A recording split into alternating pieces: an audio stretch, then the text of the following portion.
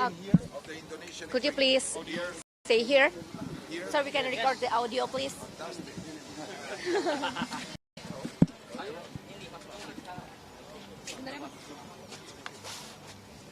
Is this okay here? Yes. Guys, now you're gonna have to rescue me, man. Whatever. So, welcome everybody to the 2025 Jakarta E-Prix. Such a pleasure to be here today. You know, it's a great honor to be here for the third edition. Hopefully, we will be here for many, many years. Some of you met me a few weeks ago where we had a press conference together with the governor, and we are obviously looking to extend our contract for many years here in Indonesia, in Jakarta.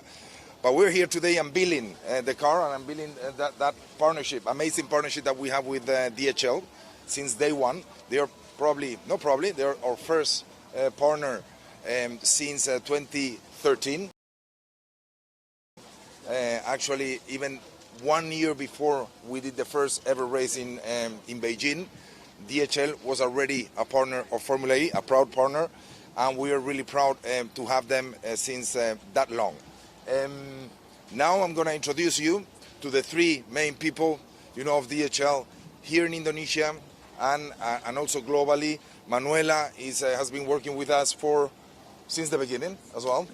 Then we have Ahmad and we have Nicola as well, and they will tell you a little bit about what means to be the logistic partner of Formula E.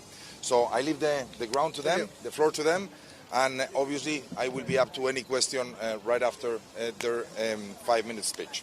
Okay? Thank you very much. Thank you, Alberto. As Alberto was saying, we are the proud partner of Formula E since the very beginning. We really believed in this project and seen it grown so much. It's amazing for us, and it's very, very rewarding.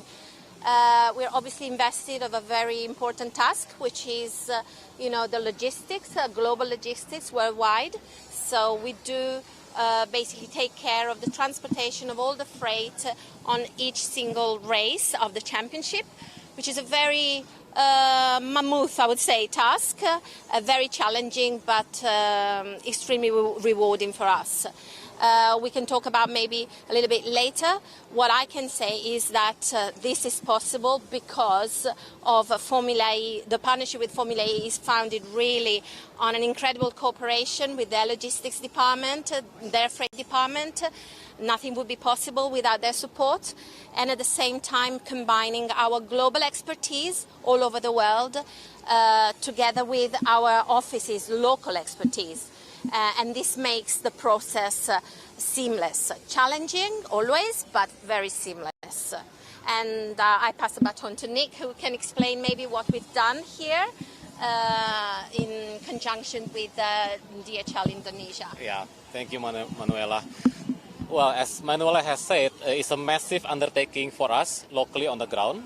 We receive more than 400 tons of cargo of Formula E, the cars, the batteries, also all the equipments. But we're quite fortunate that our team on the ground has been learning over the past on how to handle the motorsport events. It's very seamless, although very tiring, but very seamless. We also have had the opportunity to think about how we do it in a more sustainable manner. For example, when we receive the cargo, we need to think how to transport the cargo from the airport to the seaport into this event without sacrificing too much CO2. So, for example, when we truck the equipment from the ports, we need to think about the traffic also on how to make it consuming less fuel. That's our approach in Indonesia, and of course, together with Pak Ahmad, we are building a more sustainable approach to our infrastructure here. Pak Ahmad can always share more into details about that. Over to you, Pak Ahmad. Alhamdulillah. We're very fortunate. EV or Formula E is very much part and parcel of our DNA. All right. For example, in Indonesia alone, we've got about 28 electric vehicles out of 300. And sometime next year, we're going to acquire another 128 e-vehicles. So it's very much in line with what we're doing today, yeah, for the future generation, the good of future generation. Now, on top of that, we also have solar panels, I think like many other companies in Indonesia, but all our facilities are equipped with solar panel. supplying about at least 15% of our electricity requirement. And as you know, DHL is the first logistic company to have used the sustainable aviation fuel. We do it in a very big way. Very costly affair. We subsidize a lot, but it's for the good of the future generation and for the good of all of us, right? Indonesia alone, we've sold quite a lot of this Go Green product. The local as well as MNC has purchased this Go Green product ever since we started not too long ago. So all of these are very much in line with what we're trying to do in the future. Yeah? And there's a lot more other programs that are being done in Indonesia as well as the rest of the world in support of green and cleaner energy. Yep. I'll take up more questions later on when we're up there, but for now, that's all I have. Yeah. Right. So can you tell me about Evo3, new car in here? Sorry, say it again. Evo3, can you tell me about specification or About the car? Yeah, About the car, the specifications? Yeah, so basically the car is aesthetically is a little bit the same as it was the year before, but we have changed this tire compound. It's a complete new tire compound. Then we have an activation of the front powertrain that makes this car the fastest car 0 to 100 in the world. So this car is capable of doing 1.8 seconds 0 to 100 kilometers, which is to 100 meters, I'm sorry. So it's the fastest car on earth. And this is just because of the tire and because of the activation of the front powertrain.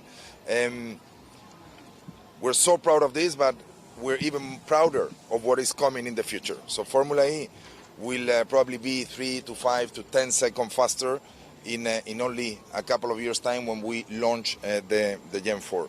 And definitely we're all looking forward to that. We're going to have some stats that are even difficult to believe today, but technology is advancing so quickly and it's helping us so much to be basically faster and faster every day.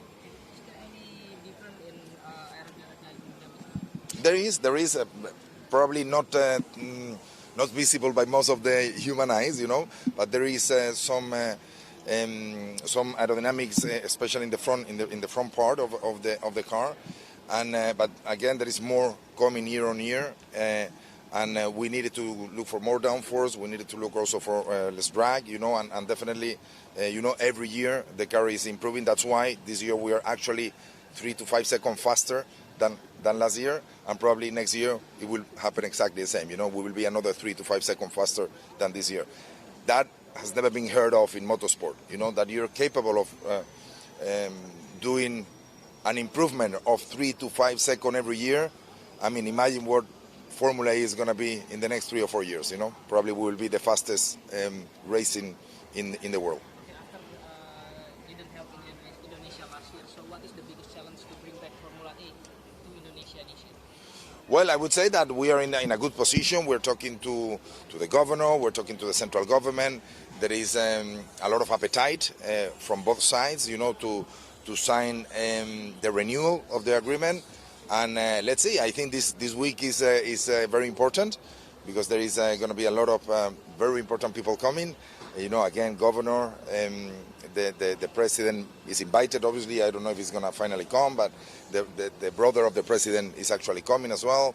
The son of the president is actually coming. So there is a lot of people who is going to, honor us with their presence here. And hopefully that will help to renew the contract, which is what Formula E and I'm sure Indonesia and Jakarta wants as well. Yep. Mr. Alberto, there's a lot of EV brands in the world, such as them to Formula E. Oh, absolutely. We welcome any manufacturer into Formula E, but obviously BYD is one of the companies that we have been talking to for quite a long time with them, and we will be proud to have them. But we have only 11 to 12 teams. We don't have more than that, and it's it takes time to negotiate one, and then it takes this negotiation period with every single manufacturer in order to get the deal done. We have only one entry left, and there is a lot of appetite to be the owner of that entry.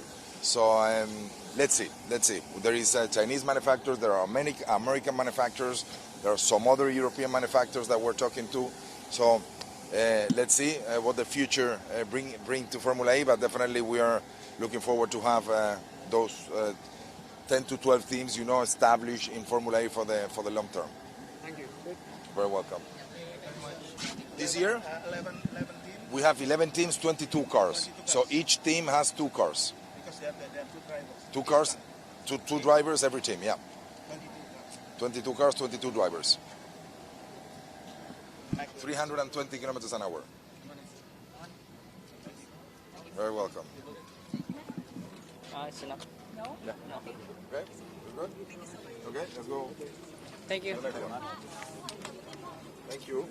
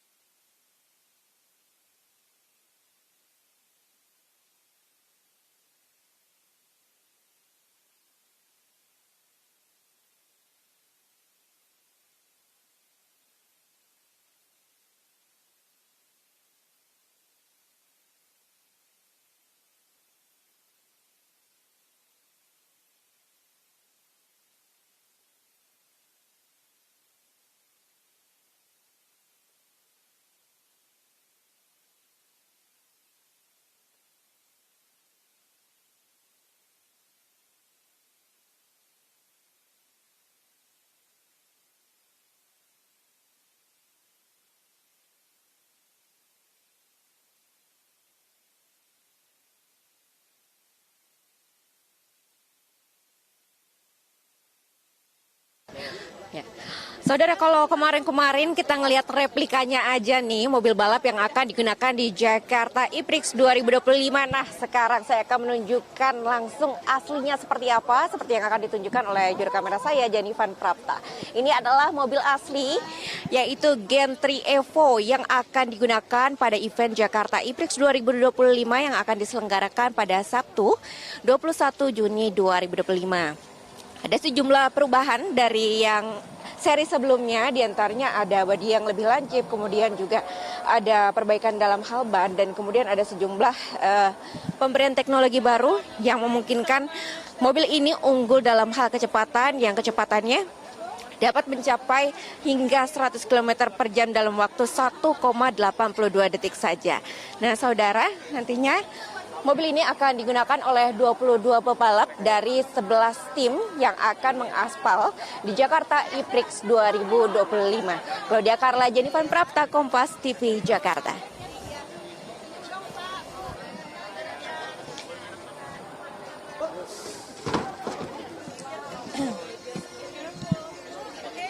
Oke, ya. Oke, udah. Saudara, kalau dari awal bulan Juni kemarin kita mungkin hanya bisa melihat replikanya saja ya, yang ada di bundaran Hotel Indonesia. Nah, saat ini kita sudah bisa melihat langsung nih mobil balap listrik yang akan digunakan dalam ajang Jakarta E-Prix 2025. Seperti yang akan ditunjukkan langsung oleh juru kamera saya, yaitu Janivan Prapta. Ini adalah mobil asli yang nantinya akan digunakan di event Jakarta E-Prix 2025 yang akan dimulai pada hari Sabtu nanti.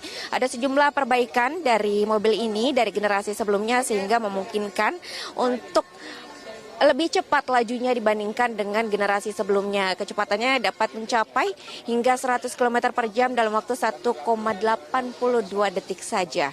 Dan mobil ini nantinya akan digunakan oleh ke-22 pebalap dari 11 tim global. Di antaranya ada Nico Muller, kemudian ada Jean-Eric Vergne, kemudian juga ada Robin, dan juga ada Nick Cassidy yang nantinya akan mengaspal pada event Jakarta E-Prix 2025 pada Sabtu 21 Juni 2025. Claudia Carla, Janivan Prapta, Kompas TV, Jakarta.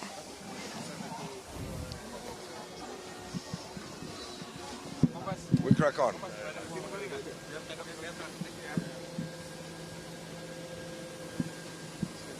So, any question there?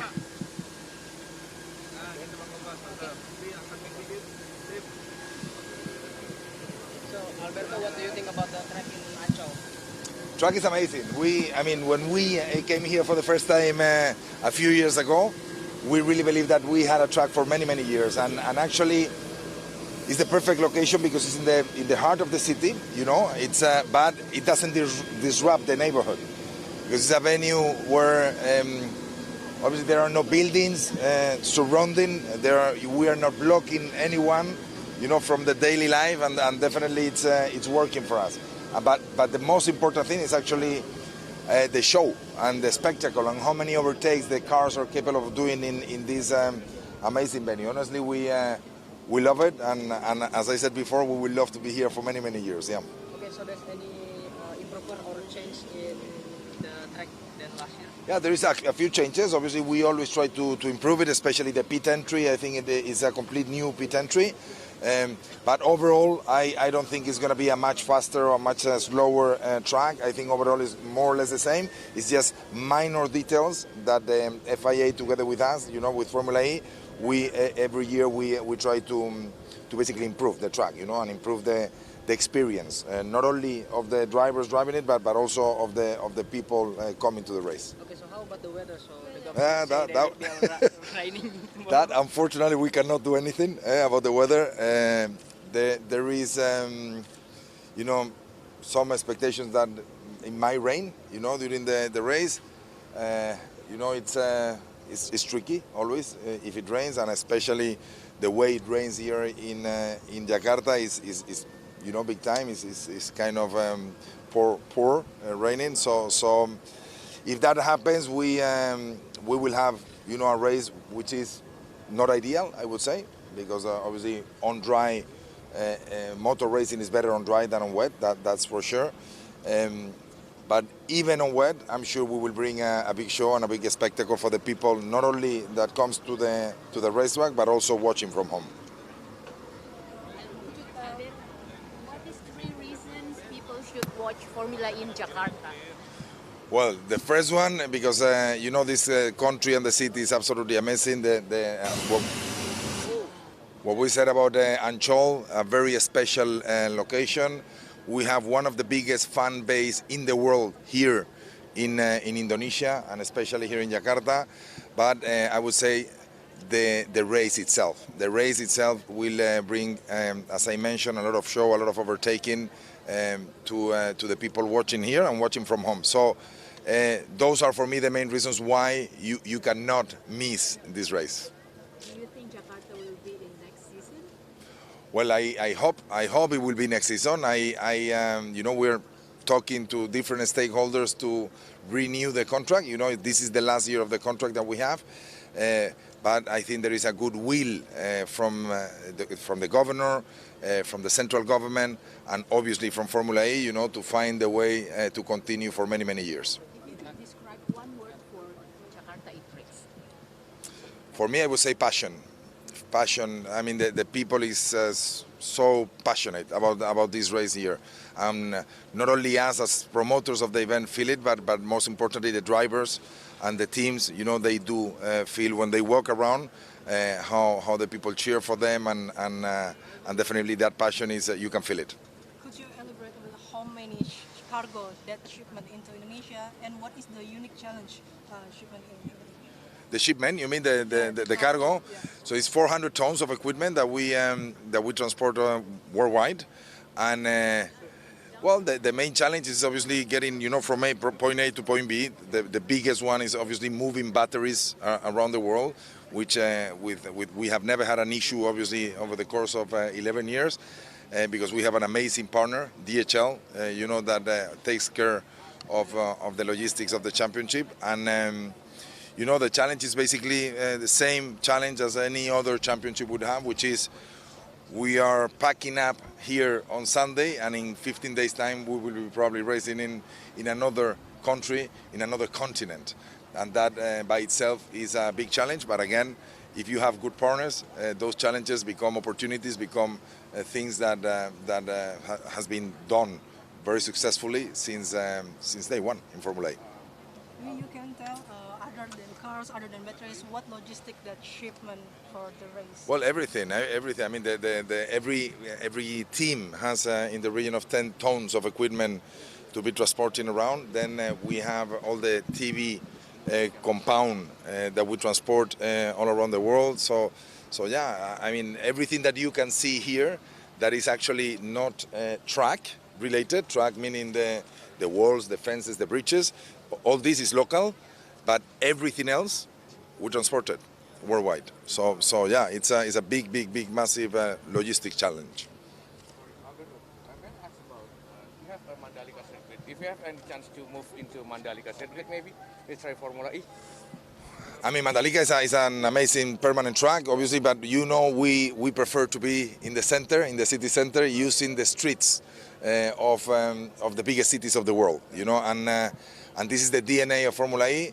So if we were to move, we will probably move to places like, I don't know, GBK Stadium or Monas, which we would love to be there in Monas, but I don't think we will move to a permanent track. We belong to the city center. Or maybe we can move to Bali instead? To Bali? We, again, it will be a pleasure, but honestly, we like to be racing in the biggest cities of the world. Jakarta is one of them. Bali is an amazing city, but not one of the biggest cities in the world. So maybe you can move to Monas maybe? Monas will be an absolute pleasure for us to be racing at in the following seasons. But that decision is more for for the central government and from the governor to decide where do they want us to race. We're happy with this venue, but if they tell us why don't we move to Monas, we will obviously say yes. What will be the most challenging things for the racer on 31st June?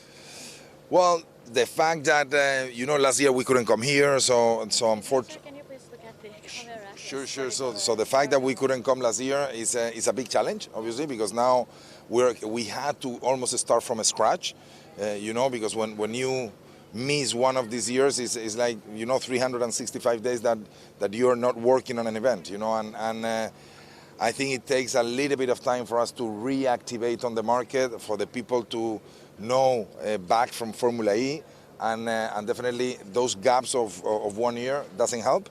But honestly, on such as a passionate market as we have here in Indonesia, it took us very little time to reactivate all what I'm saying, and now definitely we have, we're going to have full grandstands, and we're going to have a lot of people coming here on Saturday and hopefully enjoying a lot with our race.